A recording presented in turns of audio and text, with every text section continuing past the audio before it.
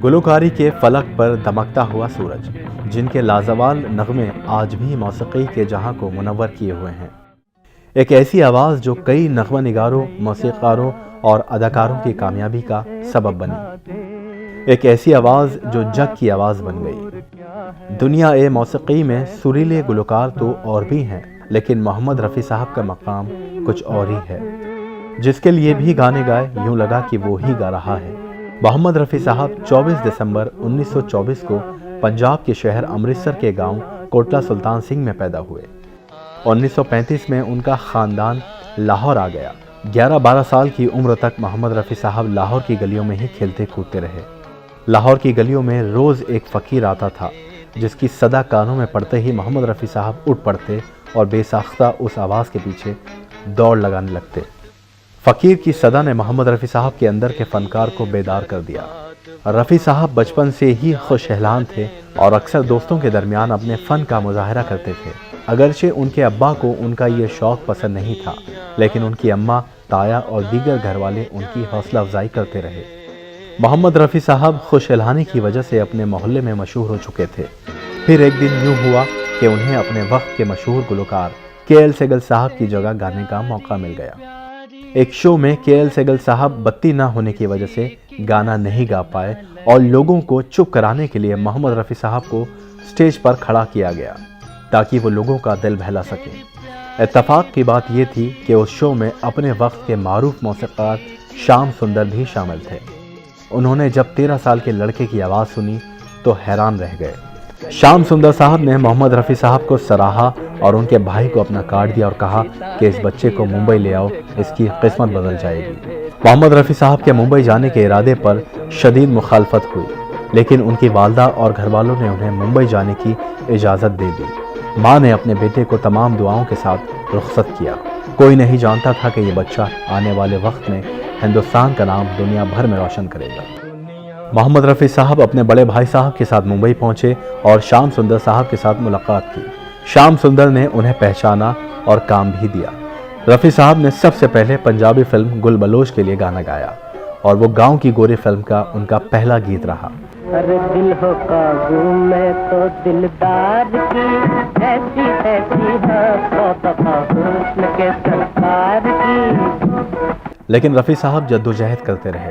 शोहरत रफ़ी साहब को मिली फिल्म जुगनू से, जिसमें उन्होंने दिलीप साहब के लिए गाना गाया। आशिक जो हुए थे हम उन पर दिन रात लगाते थे चक्कर। मोहम्मद रफ़ी साहब को काम दिलवाने के पीछे नगमा निगार तनवीर नकवी का भी बहुत बड़ा हाथ रहा है। किस्मत तब पलटी जब 1944 में रफ़ी साहब की मुलाकात हुई उस वक्त के मौसीक़ार नौशाद साहब के साथ। नौशाद साहब ने रफ़ी साहब को कोरस में गाने का मौका देना शुरू किया और एक मौका ये आया जब नौशाद साहब ने मोहम्मद रफ़ी साहब पर भरोसा करके उन्हें फिल्म बैजू बावरा के गाने दे दिए। बैजू बावरा के गानों ने रातों रात सारे रिकॉर्ड तोड़ दिए और रफ़ी साहब की आवाज़ हिंदुस्तान भर में गूंजने लगी। उसी दौर में उनकी जोड़ी लता मंगेशकर जी के साथ ऐसी हिट हुई कि आज तक उनकी मकबूलियत बरकरार है।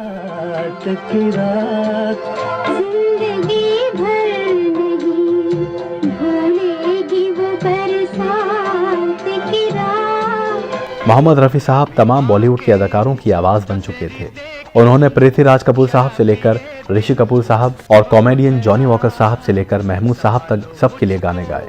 बॉलीवुड की रंगीन दुनिया में यूं तो बड़े बड़े नामवर प्लेबैक सिंगर आए, लेकिन ये एजाज़ सिर्फ मोहम्मद रफ़ी साहब को हासिल हुआ कि उस वक्त के तमाम सुपरस्टार, मौसीक़ार, नगमा निगार और उनके साथी गुलकार उनके चाहने वाले थे। यही नहीं, बॉक्सिंग के अजीम खिलाड़ी मोहम्मद अली भी उनके बहुत बड़े फ़ैन थे। मोहम्मद रफ़ी साहब और लता मंगेशकर जी की आवाज़ों के मिलाप से ऐसे गाने बने जिनका सानी आज तक नहीं है।